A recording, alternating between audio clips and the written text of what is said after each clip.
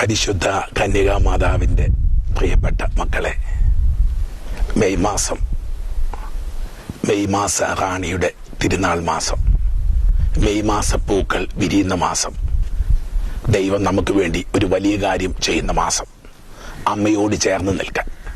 നമുക്കറിയാം, വണക്കമാസം ചിന്തകളിലും ഓർമ്മകളിലുമൊക്കെ വല്ലാത്ത ആത്മീയ നനവ് നൽകുന്ന ഒരു ചിന്തയായി മാറുക. കേരള സഭ, കേരള പാരമ്പര്യം മുഴുവൻ പരിശുദ്ധ അമ്മയുടെ ജപമാല പിടിച്ച് ഉത്തരീയം ധരിച്ച് അമ്മ പ്രാർത്ഥനകൾ ചൊല്ലി നടക്കുന്നൊരു പാരമ്പര്യമാണ്. ഒരുപക്ഷെ ഈ കേരള മണ്ണിൽ പരിശുദ്ധാത്മാവ് പെയ്യപ്പെടാൻ പ്രധാനപ്പെട്ട കാരണം പരിശുദ്ധ അമ്മ തന്നെയാണ്. പെന്തക്കോസ്ത നാളിൽ ശിഷ്യന്മാരെ ചേർത്തിരുന്നതുപോലെ ഈ മലയാളക്കരയിലെ നമ്മളെ ചേർത്തിരുത്തുന്നത് ഈ അമ്മയല്ലേ. കുറച്ച് അമ്മ വിചാരങ്ങളിലേക്ക് നമുക്കിന്ന് കടന്നു പോകാം. 2017 മെയ് മാസം 13 പരിശുദ്ധ ഫ്രാൻസിസ് പാപ്പ വിശുദ്ധരായിട്ട് ഫ്രാഞ്ചസ്കോയെയും ജസീന്തായെയും പ്രഖ്യാപിച്ച സംഭവം നമ്മുടെ മനസ്സിലേക്ക് വരുന്നുണ്ട്. മെയ് മാസം 13 മെയ് മാസം അമ്മയുടെ അത്ഭുതങ്ങളുടെ മാസമാണ്. ഈ 3 കുഞ്ഞുങ്ങൾ ചെയ്ത ഒറ്റ കാര്യം, അവർ ജപമാല ചെയ്തു, ചൊല്ലി എന്നുള്ളതാണ്. ദൈവമക്കളെ, ഈ മെയ് മാസം അനുഗ്രഹിക്കപ്പെടാൻ നമ്മുടെ ദേശം ഒരു പ്രതിസന്ധിയിലൂടെ കടന്നു പോകുമ്പോൾ നമുക്കും ചെയ്യാനുള്ളത് ഈ ജപമാല ചൊല്ലുക എന്നുള്ള കാര്യമാണ്. ഈ കൊച്ചു ഫ്രാഞ്ചസ്കോ മാതാവ് പ്രത്യക്ഷപ്പെട്ടപ്പോൾ 9 വയസ്സുകാരന് അമ്മ പറഞ്ഞതൊന്നും മനസ്സിലായില്ല. പക്ഷെ അമ്മയെ കണ്ടു ഒരു ആനന്ദം മാത്രം. ഫ്രാഞ്ചസ്കോയുടെ ജീവചരിത്രത്തിൽ പറയുക, ഒരുപാട് ജപമാല ചൊല്ലിയാൽ നിന്നെ ഞാൻ പെട്ടെന്ന് കൊണ്ടുപോയിക്കൊള്ളാം എന്ന് പറഞ്ഞ് ഒരുപാട് ജപമാല ചൊല്ലി 3 മാസങ്ങൾക്കുള്ളിൽ സ്വർഗത്തിലേക്ക്. നമുക്കിപ്പോൾ കൊറോണ വൈറസ് എങ്കിൽ അന്ന് സ്പാനിഷ് ഫ്ലൂ എന്ന രോഗപീഠയായിരുന്നു. ഇതാ ജപമാല ചൊല്ലി ദിവ്യകാരുണ്യം സ്വീകരിച്ച് മെയ് 12 ദിവ്യകാരുണ്യം സ്വീകരിച്ച് മെയ് 13 സ്വർഗത്തിലേക്ക് കടന്നു പോകുന്ന ഫ്രാഞ്ചസ്കോ. പരിശുദ്ധ അമ്മയെ ഒരുപാട് സ്നേഹിച്ച ഫ്രാഞ്ചസ്കോ ദിവ്യകാരുണ്യത്തെയും അതിലധികമായിട്ട് സ്നേഹിച്ചു. ഒരു കൊച്ചു കുഞ്ഞ് 9 വയസ്സുകാരൻ എന്തുമാത്രം ഈശോയെ സ്നേഹിക്കാനാ. അവൻ ദിവ്യകാരുണ്യത്തിന് മുമ്പിൽ ചെന്നിട്ട് വിളിക്കും, ഒളിച്ചിരിക്കുന്ന ഈശോ നീ വെളിയിൽ വാ, ഒളിച്ചിരിക്കുന്ന ഈശോ നീ വെളിയിൽ വാ. ഫ്രാഞ്ചസ്കോയ്ക്ക് ദിവ്യകാരുണ്യത്തിൽ ഈശോ ഒളിച്ചിരിക്കുകയാണ്. അവന് ഒരുപാട് ആഗ്രഹമായിരുന്നു ദിവ്യകാരുണ്യത്തോട്. ദിവ്യകാരുണ്യം സ്വീകരിച്ചതിന്റെ പിറ്റേ ദിവസം അവൻ സ്വർഗത്തിലേക്ക് പോവുകയാണ്. പ്രിയപ്പെട്ടവരെ, ഈ മെയ് മാസം ഓർമ്മിപ്പിക്കാനുള്ള ഒരൊറ്റ കാര്യമേ ഉള്ളൂ, ജപമാല ചൊല്ലി പ്രാർത്ഥിക്കുക. നമ്മുടെ ഏറ്റവും വലിയ കരുത്ത് ജപമാല തന്നെയാണ്. പരിശുദ്ധനായ ഫ്രാൻസിസ് പാപ്പ പറയുന്നുണ്ട്, എൻ്റെ കൂട്ടത്തിലുള്ള പ്രാർത്ഥന അത് ജപമാലയാണ്. ദിവസവും 4 ജപമാലയെങ്കിലും മുടങ്ങാതെ ചൊല്ലുന്ന ഫ്രാൻസിസ് പാപ്പ. വിശുദ്ധ പാദ്രി പിയോ പറയുന്നുണ്ട്, ഞാൻ ജപമാല ചൊല്ലി ചോദിച്ചിട്ടുള്ള ഒന്നും എനിക്ക് കിട്ടാതെ പോയിട്ടില്ല. വീണ്ടും വാഴ്ത്തപ്പെട്ട അലൻ പറയുന്നു, അനവധിയായ അനുഗ്രഹങ്ങളുടെ കലവറയാണ് ജപമാല. നിന്റെ ജീവിതത്തിലേക്ക് ഒരുപാട് അനുഗ്രഹങ്ങൾ ഒഴുക്കുവാൻ അതിന് കഴിയും. മാലാഖമാർക്ക് അത് സന്തോഷമാണ്, പരിശുദ്ധ ത്രിത്വത്തിന് അത് ആനന്ദമാണ്, എൻ്റെ ദിവ്യകുമാരന് അത് ആഹ്ലാദമാണ്. സ്വർഗത്തെ ഇത്രമാത്രം ആനന്ദിപ്പിക്കുന്ന ഒരു പ്രാർത്ഥനയില്ലല്ലോ. 9 പീയൂസ് പാപ്പ പറയുന്നു, ജപമാല ചൊല്ലുന്നൊരു സൈന്യത്തെ എനിക്കതാ, ഞാൻ ലോകത്തെ കീഴ്പ്പെടുത്താം.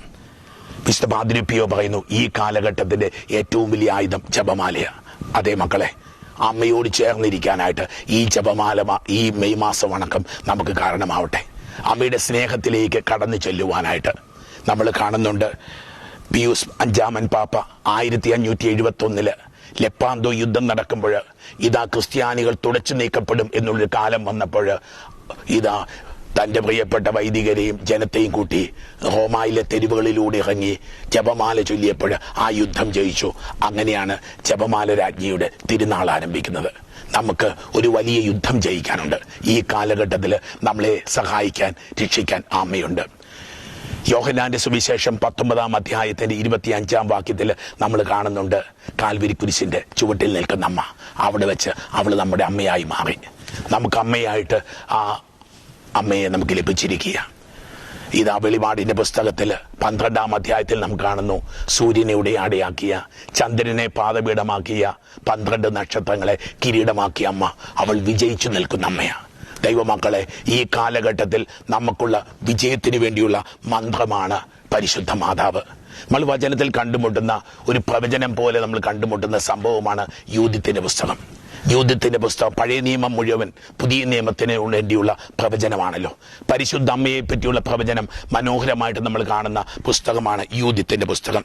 യൂഥത്തിന്റെ പുസ്തകത്തിൽ 8-ാം അധ്യായത്തിന്റെ 31 മുതലുള്ള തിരുവചനങ്ങൾ.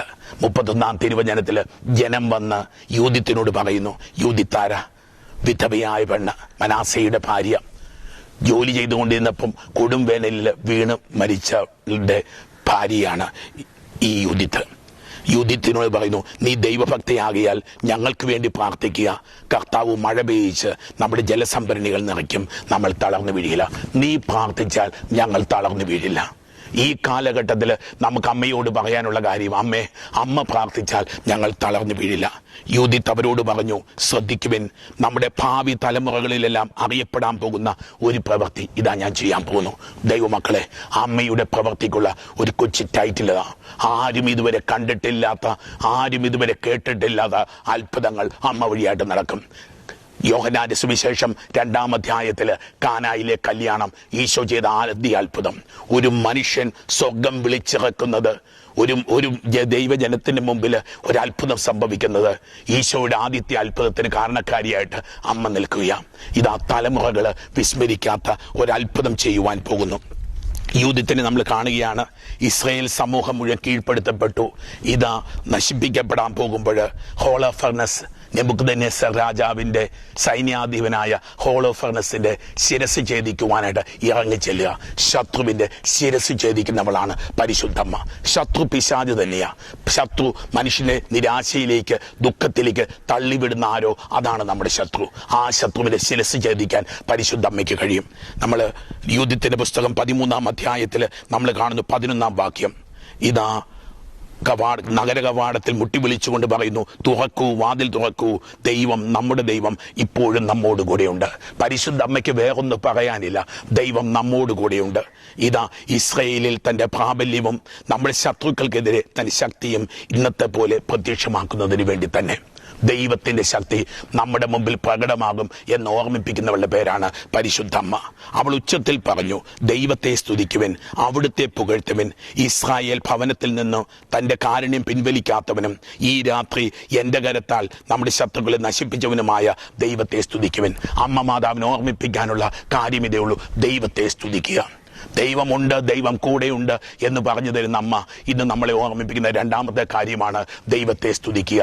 ദൈവമക്കളെ, ഈ കൊറോണ ബാധയുടെ ഈ കാലഘട്ടത്തിൽ തമ്പുരാൻ കർത്താവ് നമ്മളെ ഇന്ന് ആഗ്രഹിക്കുന്ന ഇതാണ്. പരിശുദ്ധമ്മ നമ്മളെ ഓർമ്മിപ്പിക്കുന്നതാണ്. നിരാശപ്പെട്ടിരിക്കാനല്ല, ദുഃഖിച്ചിരിക്കാനൊരു കാലമല്ല.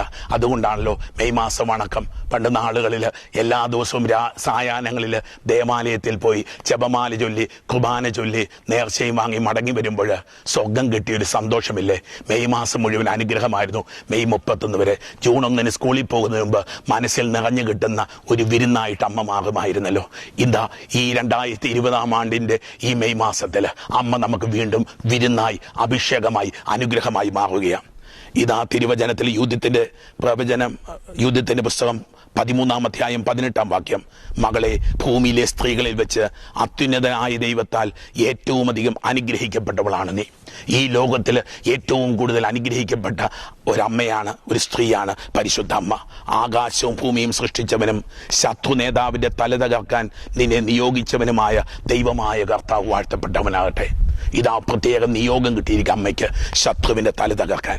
ദൈവമക്കളെ, നമുക്ക് അമ്മയോട് ചേർന്ന് നിന്ന് ഈ യുദ്ധം ചെയ്യിക്കാം. വീണ്ടും 15-ാം അധ്യായത്തിന്റെ 9-ാം വാക്യത്തിൽ പറയുന്നു, ജെറൂസലേമിന്റെ ഉന്നതിയും ഇസ്രായേലിന്റെ മഹിമയും ദേശത്തിന്റെ അഭിമാനവുമാണ് നീ. ജെറൂസലേമിന്റെ ഉന്നതി, ഇസ്രായേലിന്റെ മഹിമ, ദേശത്തിന്റെ അഭിമാനം. സഭയുടെ, നമ്മുടെ കുടുംബങ്ങളുടെ, നമ്മുടെ ജീവിതത്തിന്റെ ഉന്നതിയാണ് അമ്മ, നമ്മുടെ മഹിമയാണ് അമ്മ, നമ്മുടെ അഭിമാനമാണ് അമ്മ. നീ ഒറ്റയ്ക്ക് ഇതെല്ലാം ചെയ്ത് ഇസ്രായേലിന് വലിയ നന്മ ചെയ്തിരിക്കുന്നു. ദൈവം അതിൽ പ്രസാദിച്ചിരിക്കുന്നു. സർവശക്തനായ കർത്താവ് നിന്നെ എന്നേക്കും അനുഗ്രഹിക്കട്ടെ. അമ്മ മാതാവിനെ മഹത്വപ്പെടുത്തുമ്പോൾ സ്വർഗം മഴ പോലെ പെയ്തിറങ്ങുമെന്ന് 16-ാം അധ്യായത്തിൽ അമ്മ യൂഥത്തിന്റെ കീർത്തനത്തിൽ പറയുന്നു, സർവശക്തനായ കർത്താവ് ഒരു സ്ത്രീയുടെ കയ്യാൽ അവന്റെ പദ്ധതികളെ തകിടം മറിച്ചു. ശത്രുവിന്റെ പദ്ധതികളെ തകിടം മറിക്കാൻ ഒരു സ്ത്രീക്ക് കർത്താവ് കരുത്തു കൊടുത്തിരിക്കുന്നു. ആ സ്ത്രീയുടെ പേരാണ് പരിശുദ്ധമ്മ. വീണ്ടും പറയുന്നു, പീഡിതരായ എന്റെ ജനം ആനന്ദത്താൽ ആർപ്പ് വിളിച്ചു, ബലഹീനർ അട്ടഹസിച്ചു, ശത്രുക്കൾ വിറച്ചു. ജപമാല ചൊല്ലി പ്രാർത്ഥിക്കുമ്പോൾ, അമ്മ യുദ്ധം നയിക്കുമ്പോൾ, ദൈവമക്കളെ നമുക്ക് വിജയം തരുന്ന അമ്മ അവിടുന്ന് നമ്മുടെ മുമ്പിലുള്ളപ്പോൾ ഞാൻ എൻ്റെ ദൈവത്തിന് ഒരു പുതിയ കീർത്തനം ആലപിക്കും. കർത്താവെ, അങ്ങ് ഉന്നതനും മഹിമയാർന്നവനുമാണല്ലോ, അത്ഭുത പരാക്രമയും അജയ്യനുമാണല്ലോ. അജയ്യനായ ദൈവത്തിന്റെ കൂടെ നിൽക്കുന്നവള്. നമ്മൾ ജപമാലയിൽ ലിറ്റിനി ചൊല്ലുമ്പോൾ നമ്മൾ പ്രാർത്ഥിക്കാറില്ലേ, മാലാഖമാരുടെ രാജ്ഞി, പൂർവ്വപിതാക്കന്മാരുടെ രാജ്ഞി, ദീർഘദർശികളുടെ രാജ്ഞി, അപ്പോസ്തലന്മാരുടെ രാജ്ഞി, ക്രിസ്ത്യാനികളുടെ രാജ്ഞി, സകല വിശുദ്ധരുടെയും രാജ്ഞി. അതെ, ഈ മെയ് മാസം നമ്മളെ ഓർമ്മിപ്പിക്കുന്നത് ഒരു പുതിയ വിജയത്തെ പറ്റിയ, ഒരു പുതിയ രാജ്യത്തെ പറ്റിയ, ദൈവം നമുക്ക് വേണ്ടി ഒരുക്കുന്ന ഒരു പുതിയ അനുഗ്രഹത്തെ പറ്റിയ. അമ്മയോട് നമുക്ക് ചേർന്ന് നിൽക്കാം. അമ്മയോട് മക്കള് കുഞ്ഞ് അമ്മയോട് ചേർന്നിരിക്കുമ്പോൾ അവനത് സ്വർഗമാകുന്നത് പോലെ പരിശുദ്ധ അമ്മയോട് ഒരു വിശ്വാസി ചേർന്നിരിക്കുമ്പോൾ ആ വ്യക്തിക്ക് വേണ്ടി സ്വർഗം തുറക്കപ്പെടും. ലോകം മുഴുവൻ പ്രാർത്ഥിച്ചു, എല്ലാ വിശുദ്ധരും പ്രാർത്ഥിച്ച, എല്ലാ വിശുദ്ധരും അധികമായി സ്നേഹിച്ച പരിശുദ്ധ അമ്മയെ നമുക്ക് സ്നേഹിക്കാം. അമ്മയുടെ കൂടെ നമുക്ക് നടക്കാം. ഈ മെയ് മാസം അമ്മയുടെ പൂക്കൾ വിരിയുന്ന, അമ്മയുടെ മക്കളുടെ ജീവിതത്തിൽ പൂക്കൾ വിരിയുന്ന ഒരു മാസമായി തീരട്ടെ. നമുക്ക് ഈ നിമിഷങ്ങളിലൊന്ന് പ്രാർത്ഥിക്കാം. അമ്മയുടെ പ്രത്യേക മധ്യസ്ഥം ദേശത്തിന്റെ മേലുണ്ടാവട്ടെ. പരിശുദ്ധ അമ്മയുടെ വിമലഗിരി മാതാവിന്റെ ഈ തീർത്ഥാടന കേന്ദ്രത്തിൽ നിന്നുകൊണ്ട് നിങ്ങൾക്ക് വേണ്ടി ഇപ്പോൾ ഞാൻ പ്രാർത്ഥിക്കുന്നു. ഓ കർത്താവായ ദൈവമേ, ഈ നിമിഷം പ്രാർത്ഥിച്ചുകൊണ്ടിരിക്കുന്ന മക്കളുടെ മേൽ അങ്ങയുടെ അഭിഷേകം അയക്കണമേ. അമ്മയോടൊരു പുതിയ സ്നേഹം കാട്ടുവാൻ, അമ്മയെപ്പോലെ പ്രാർത്ഥനയുടെ വ്യക്തിയാകുവാൻ, അമ്മയെപ്പോലെ ദൈവഹിതം നിറവേറ്റുവാനായി, അമ്മയെപ്പോലെ എപ്പോഴും ഈശോയെ ധ്യാനിക്കുവാനായി ഓ കർത്താവെ ഞങ്ങൾക്ക് വരം തരണമേ എന്ന് പ്രാർത്ഥിക്കുന്നു. അമ്മയുടെ മധ്യസ്ഥം വഴിയായി ഈ സമയത്ത് ഈ മക്കൾ പ്രാർത്ഥിച്ചുകൊണ്ടിരിക്കുന്ന ഇവർ വെച്ചിരിക്കുന്ന നിയോഗങ്ങളിലേക്ക് ദൈവത്തിന്റെ അത്ഭുത ശക്തി പ്രസരിക്കട്ടെ. ഓ അമ്മേ മാതാവേ, അമ്മ ഫാത്തിമയിൽ പ്രത്യക്ഷപ്പെട്ടതുപോലെ, ലൂർദിൽ പ്രത്യക്ഷപ്പെട്ടതുപോലെ, ലോകത്തിന്റെ വിവിധ ഭാഗങ്ങളിൽ പ്രത്യക്ഷപ്പെട്ടതുപോലെ ജപമാല ചൊല്ലുന്നവരുടെ മുമ്പിലാണല്ലോ നീ പ്രത്യക്ഷപ്പെട്ടത്. ഈ മാസം ജപമാല ചൊല്ലി പ്രാർത്ഥിക്കുമ്പോൾ ഞങ്ങളുടെ മുമ്പിലും അമ്മേ നീ പ്രത്യക്ഷപ്പെടണമേ. കർത്താവെ, അങ്ങയുടെ വിശുദ്ധകരം നീട്ടി ഈ മക്കളെ ആശീർവദിക്കണമേ. പിതാവിന്റെയും പുത്രന്റെയും പരിശുദ്ധാത്മാവിന്റെയും നാമത്തിൽ ആമേൻ.